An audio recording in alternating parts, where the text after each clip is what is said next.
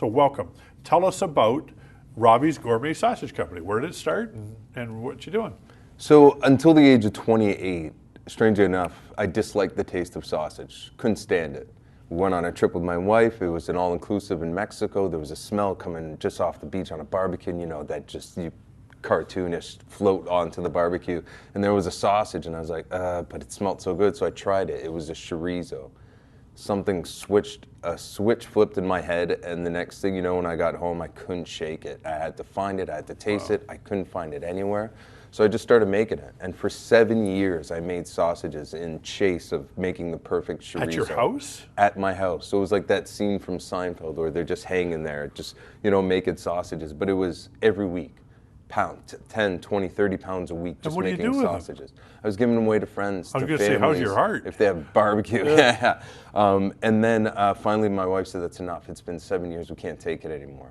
So I looked online and I found the Great Canadian Sausage Making Competition. I made a deal with her. I said, so I entered the amateur category that time. And I said, if I win every category and get named Best Sausage in Canada, I'm going to start my own company.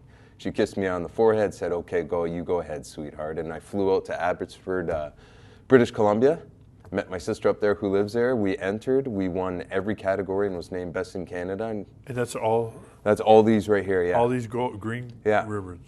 Wow. Yeah. And from that, I started my own company. Yeah, just starting off at markets. For 3 years, we just did outdoor markets and festivals. And some of those, where would we have seen you? We would have been at the Riverside Market was the first one I started, the Sportsman Club. That's no longer around, unfortunately, but the big one is the downtown Windsor Farmers Market. And can we still see you there? From time to time, I still show up, yeah. Good. Yeah. Good. So we have got products. So we got the big. So tell us about the place trophies here.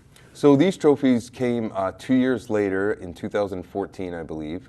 It was the first time I was to compete on a professional level.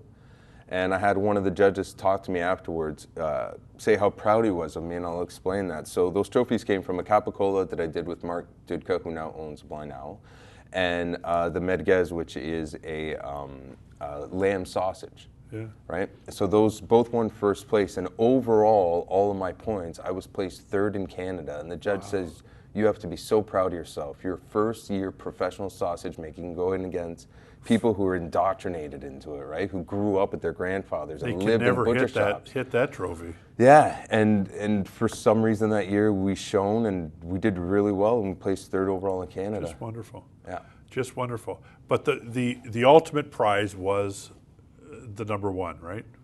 Yeah, the ultimate prize, actually, to be honest with you, the ultimate prize was graduating from the outdoor markets to getting my own shop, my brick and mortar. Okay. Because at that point, that's when I made a conscious decision not to compete anymore. And then just to be as unique and creative as possible and just make our customers here in Windsor and Essex County as happy as possible. So what do we got here? Because I'm telling you, the aroma. This is what you had the smell television they all talk about. All right, what do we got here? Okay, so number one, the reddish one, so that's the tailgater. It's an homage to my father who passed away. Oh, go ahead. Yeah, go ahead. Tell me what so when my dad, he passed away about 3-4 years ago, and it's sad, but there's a lot of happy memories, and one of them is how much he loved hot dogs. So I made a sausage that tastes like a ballpark Frank, and then I stuffed it with chili, cheese, and bacon. That's very good. So that's the tailgater. I just want to make sure both of them are good. Yeah. I just tried the one. Absolutely.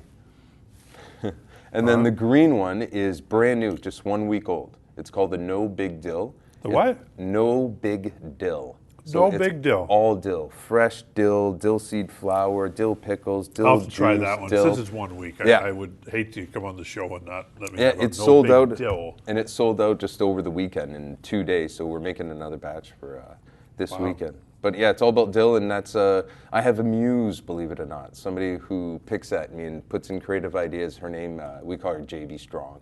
So she's just a customer from the beginning who just kept saying, why don't you try doing this? I just want to try the second dill, just in case. And she just gives me ideas, and I make them. They always become these big, giant hits. So, this is really good.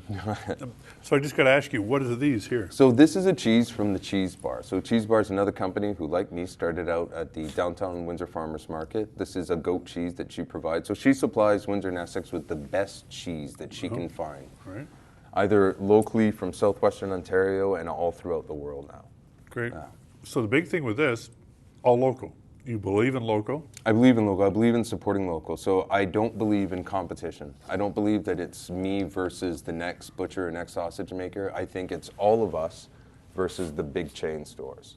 And if we can come together and kind of unite and just work together instead against each other, we can win. And